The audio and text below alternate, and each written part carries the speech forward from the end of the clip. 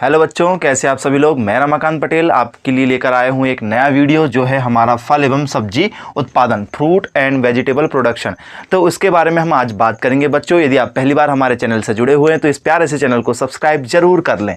तो बच्चों, बात करेंगे हम सबसे पहले कि व्यावसायिक कारखाने का निर्माण कब हुआ। क्योंकि हम क्या पढ़ रहे हैं, फ्रूट एंड वेजिटेबल पढ़ रहे हैं, प्रोडक्शन पढ़ रहे हैं। तो इसमें आपको पता होना चाहिए कि सबसे पहले अंग्रेजों ने क्या किए थे, व्यावसायिक कारखाने का निर्माण किए थे जो उनके ही हित में था। वो 1935 में, ठीक है, मुंबई में या बंबई में किया गया था। बच्चों, सबसे पहले किसने खोला था? अंग्रेजों ने एक कारखाना खोला था जिसको व्यावसायिक कारखाने का नाम दिया था। कब खोला था बच्चों? 1935 में उसको खोजा था। फिर उसके बाद में केंद्रीय खाद्य एवं प्रौद्योगिकी अनुसंधान, ये जो था ये भारत में, ठीक है, केंद्रीय अनुसंधान खोला गया था, ठीक है। और ये हमारी सरकार ने खोला था 1950 में। कहाँ पर खोला था? मैसूर। मैसूर मतलब बच्चों कर्नाटक में। कहाँ पर? कर्नाटक में। 1950 में खोजा गया था। ये पेपर में क्वेश्चन कई बार पूछे जा चुके हैं, ठीक है। फिर 1960 में हमारे 3 जो साइंटिस्ट थे, ठीक है, डॉक्टर गिरधारी लाल, ठीक है, डॉक्टर GS सिद्धप्पा और, ठीक है, कौन थे? श्री GLS टंडन, ठीक है, GL टंडन थे। कौन कौन थे? गिरधारी लाल, ठीक है, उसके बाद में GS सिद्धप्पा और GL टंडन, ठीक है। इसको क्या कहते हैं बच्चों हम लोग? ठीक है, GSLV कहते हैं। GSLV शॉर्ट में कहते हैं। G से हो जाता हमारा, ठीक है, गिरधारी, S से हो जाता सिद्धप्पा और L से हो जाता हमारा, ठीक है, L टंडन। क्लियर हो गया बच्चों? इस तरीके से आप उसको याद कर सकते हो। या तो यदि आपको इस तरीके से याद नहीं रखना तो इसका सबसे अच्छा याद रखने का GST है। कैसा है बच्चों? GST है। GST से याद रख सकते हैं। गिरधारी लाल, G से सिद्धप्पा, ठीक है, S से सिद्धप्पा और T से टंडन, ठीक है। इस तरीके से आप याद रख सकते हैं। इन्होंने एक, ठीक है, तीनों ने मिलकर क्या दिया था? एक बुक बनाया था। वो बुक क्या था हमारा, मतलब एक रूल्स बनाया था, preservation of fruit and vegetable, ठीक है, जिसको क्या किया था? नई दिल्ली से पब्लिश किया गया था बच्चों, ठीक है, preservation of fruit and vegetable. इसके बारे में इन्होंने बताया था कि हम किस तरीके से फ्रूट और वेजिटेबल का ठीक है, प्रिजर्वेशन कर सकते हैं, ठीक है, उसको क्या कर सकते हैं हम लोग, ठीक है, संरक्षित कर सकते हैं, परिरक्षण कर सकते हैं उसका। क्लियर हो गया? तो आवश्यकता वस्तु एवं अधिनियम सबसे पहले, ठीक है, ये क्वेश्चन जरूर पूछा जाता है। आवश्यकता वस्तु अधिनियम कब पारित किया गया था? तो ये एक्ट बना था सबसे पहले बच्चों 1955 में। पेपर में पूछा गया क्वेश्चन है, ठीक है, कि एक्ट कब बना था? 1955 में ये एक्ट बना था। कौन सा? आवश्यकता वस्तु अधिनियम। पेपर में कई बार पूछा गया बच्चों, याद रखेंगे, ठीक है, 1955 में। फल उत्पाद आदेश ये कब पारित किया गया था? ये भी 1955 में ही पारित किया गया था। क्लियर हो गया बच्चों? ठीक है, हमारा फ्रूट प्रोडक्ट ऑर्डर 1955 में। तो आवश्यकता वस्तु अधिनियम और हमारा फल उत्पाद आदेश दोनों ही 1955 में, 1955 में पारित किए गए थे बच्चों। खाद्य परिरक्षण विधि, ठीक है, किसने दिया था? तो पेरिस के एक हमारे साइंटिस्ट थे, निकोलस एपट। कौन थे बच्चों? निकोलस एपट ने ही क्या बताया था? खाद्य को परिरक्षण करने की विधि बताया था। कि कब बताया था? 1810 में, ठीक है, 1810 में क्या बताया था? 1810 में क्या बताया था कि खाद्य को किस तरीके से क्या करते हैं? प्रिजर्वेशन करके रखते हैं। बच्चों, अगला है हमारा खाद्य एवं पोषण की स्थापना। तो खाद्य एवं पोषण की स्थापना कब की गई थी? 1973 में की गई थी बच्चों, जुलाई 1973 में की गई थी। और इसको करने का कारण क्या था?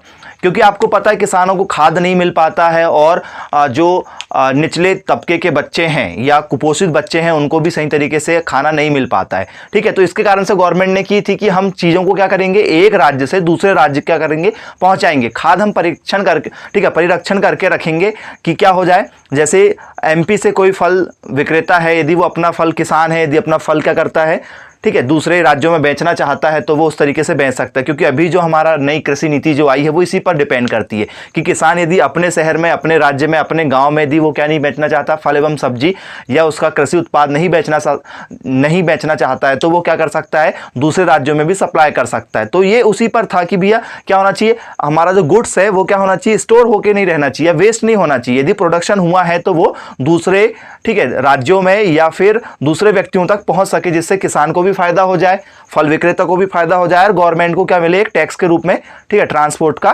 चार्ज भी मिल सके। तो उसी को मद्देनजर रखते हुए खाद्य एवं पोषण की स्थापना की गई थी कि सभी को क्या मिले, खाद्य एवं पोषण मिले, तो कब की गई थी? 1973 में की गई थी बच्चों, ठीक है। फिर परीक्षण के लिए सिद्धांत, ठीक है, परीक्षण के लिए सिद्धांत क्या आता है कि भैया परीक्षण के लिए सिद्धांत कौन सा होता है? अस्थायी परीक्षण होता है, ठीक है। तो भैया परीक्षण क्यों किया गया? परिरक्षण मतलब प्रिजर्वेशन करना क्यों जरूरी है? तो भैया किसी भी चीज का प्रिजर्वेशन करना मतलब क्यों?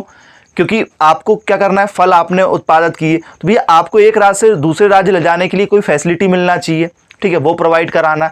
फिर साथ ही साथ क्या करना, परिरक्षण करने का मतलब क्या, प्रिजर्वेशन करने का मतलब क्या, कि आपको वो सुविधाएं भी साथ साथ में मिले जिससे आपका फल एवं सब्जी खराब ना हो। यदि मान के चलो आपने यहाँ से ट्रांसपोर्ट तो कर लिया, लेकिन फल एवं सब्जी क्या होने लगी, आपकी खराब होने लगी, तो उसका प्रिजर्वेशन भी करना चाहिए, ठीक है, कि किससे पकाना है, ट्रांसपोर्ट की सुविधा क्या रहेगी, खराब ना हो तो किन चीज़ों का हमको उसमें छिड़काव करना है कि जो चीज़ें फसलें आपकी ख़राब ना हो जो आप ट्रांसपोर्ट करके एक शहर से दूसरे शहर में लेके जा रहे हैं। तो इन सारी चीज़ों की, ठीक है, कुछ विधियां हैं, ठीक है, और कुछ इनके सिद्धांत हैं। तो एक अस्थायी परिरक्षण मतलब टेम्परेरी प्रिजर्वेशन किया जाता है। टेम्परेरी प्रिजर्वेशन का मतलब क्या होता है कि कुछ ही समय के लिए आपको क्या करना है, उसको, ठीक है, परिरक्षण करके रखना, मतलब कुछ ही समय के लिए उसको क्या करना है, प्रिजर्वेशन करना है। ज़्यादा समय के लिए आपको उसको एक जगह स्टोर करके नहीं रखना है, ठीक है। तो पहला आता है आरोग्य अवस्था, ठीक है, पहली अवस्था कौन सी है? आरोग्य अवस्था, ठीक है, जिसमें क्या नहीं करना है, आपको ज़्यादा समय के लिए स्टोर करके नहीं रखना है।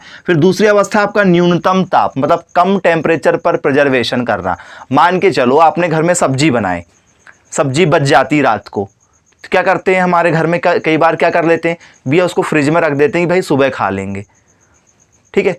मान के चलो दूध, आपने दूध सुबह चाय बनाई, दूध बच गया, क्या करते हैं, उबाल के उसको शाम के लिए रख लेते हैं। तो ये सब क्या है? ये प्रिजर्वेशन है। ये सब क्या है? हमारा प्रिजर्वेशन है, परिरक्षण है। क्यों? क्योंकि हमको क्या करना है, उसको बचा के रखना है।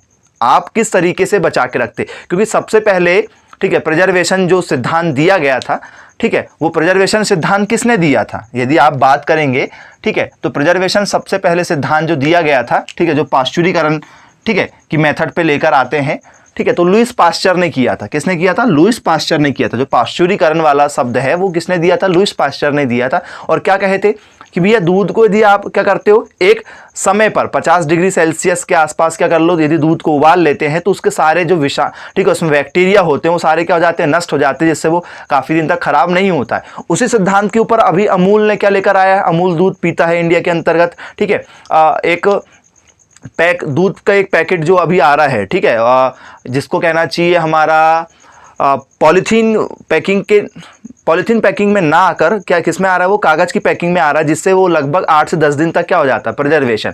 मतलब उस दूध को आप उपयोग कर लो, उसको गर्म करने की ज़रूरत भी नहीं, उसको ठंडा करने की ज़रूरत भी नहीं, तब भी वो क्या हो सकता है, 8 से 10 दिन तक क्या कर लेता है, ठीक है, ख़राब नहीं होता है और उससे ज़्यादा दिन तक चल जाएगा। तो इसमें क्या है भाई, उसने उसका क्या किया है, प्रिजर्वेशन किया, पाश्चुरीकरण किया, मतलब टेक्नोलॉजी क्या हो गई, ज़्यादा हो गई है। तो ये सारी चीज़ें लुईस पास्चर ने सबसे पहले बताया था पाश्चुरीकरण में। क्लियर हो गया? तो पहला क्या था हमारा, न्यूनतम ताप में था, ठीक है, न्यूनतम ताप मतलब कम टेम्परेचर में भी क्या हो जाती है, कुछ सब्जियां या कुछ फल हमारे क्या हो जाते हैं, खराब नहीं होते, तो वो टेक्निक। फिर ठीक है, आर्द्रता, ठीक है, अपवर्जन मतलब कुछ सब्जियां ऐसी होती जो आर्द्रता का अपवर्जन करती है, तो उसके लिए हो जाता है, ठीक है। आर्द्रता अपवर्जन में क्या होता है कि समुद्री तापमान से ऊपर के तापमान पर, ठीक है, इसको रखते हैं, ठीक है, आर्द्रता संरक्षण, या तो उसको क्या बोलते हैं, मोम लेपन करके भी रखते हैं, ठीक है। फिर मृदु प्रतिरोधियों द्वारा, ठीक है, मृदु प्रतिरोधियों द्वारा मतलब कुछ चीज़ें उसमें क्या करते हैं, मिलाकर भी क्या करते हैं, प्रिजर्वेशन करते हैं। वायु अपवर्जन द्वारा भी करते हैं, ठीक है। और फिर हमारा आता है पाश्चुरीकरण, ठीक है। तो पाश्चुरीकरण किसने बताया था? लुईस पास्चर ने बताया था। तो इन चीज़ों को आपको सिर्फ एक बार क्या करना है, देखना है बस, नाम यदि आपको वहाँ पर इस तरीके से मिले कि कौन सी, ठीक है, अस्थायी परिरक्षण की विधियां हैं, तो ये अस्थायी परिरक्षण की क्या है, विधियां हैं, सिर्फ आप एक बार नाम देखेंगे। अब हम बात करेंगे स्थायी परिरक्षण की कौन कौन सी विधियां हैं, ठीक है, परमानेंट प्रिजर्वेशन। यहां से क्वेश्चन ज्यादा नहीं बनेंगे, ठीक है, बस इतना पूछ लिया जाता है कि पाश्चुरीकरण किसने किया था, तो लुईस पास्चर ने किया था।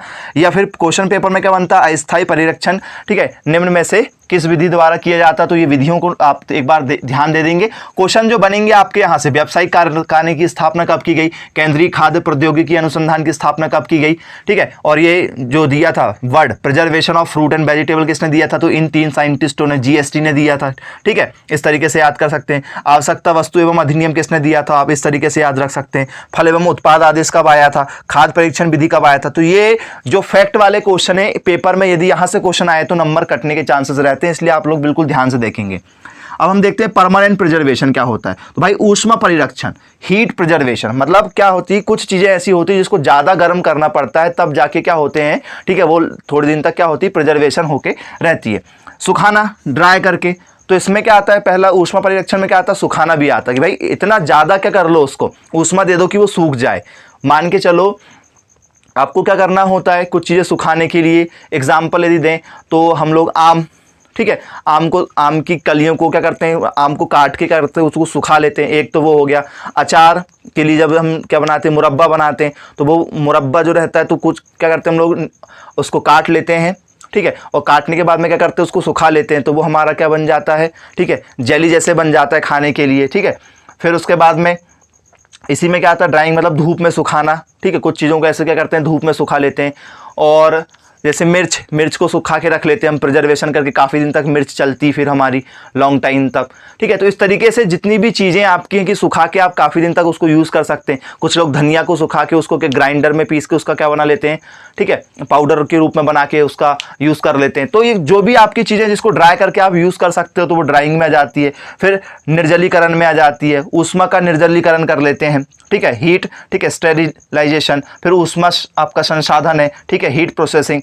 तो इन तरीकों से क्या कर सकते हैं हम लोग, उसको परमानेंट स्टोर करके रख सकते हैं। मान के चलो आपने क्या किया, मिर्च लिया, मिर्च को क्या किया आपने, सुखा लिया, तो वो अब काफ़ी दिन तक सर्वाइव करेगी, जल्दी ख़राब नहीं होगी, तो वो क्या होता है, हमारा परमानेंट प्रिजर्वेशन होता है, ठीक है। जैसे मान के चलो आपने क्या किया था, मैंने आपको इससे पहले भी बताया था कि आप क्या ले लो, आंवला ले लो, आंवले को क्या कर लो, आप लोग काट लो उसको और उसको सुखा लो, तो वो क्या हो जाता है आपके, क्या बन जाता है, मिंट जैसे काम करता है आपका, ठीक है। जैसे पुदीना होता है ना, उसकी गोली खाते हैं, ठीक है, चटपटे के रूप में हम लोग क्या करते हैं, आंवले को क्या कर लेते हैं, उसको प्रिजर्वेशन करके रख लेते हैं। क्लियर हो गया बच्चों। इस तरीके से कुछ लोग जैसे संतरे के छिलके को क्या कर लेते हैं, सुखा लेते हैं, दवाई वगैरह में काम आता है, मेडिसिन में। तो इस तरीके से प्रिजर्वेशन क्या होता है, उसका परमानेंट प्रिजर्वेशन होता है। क्लियर हो गया। ओके बच्चों, तो ये हमारा टॉपिक यहीं पर एंड होता है। अब हम मिलते हैं नेक्स्ट वीडियो में। तो जाते जाते बच्चों चैनल को जरूर सब्सक्राइब कर दें, दोस्तों के साथ शेयर करना ना भूलें।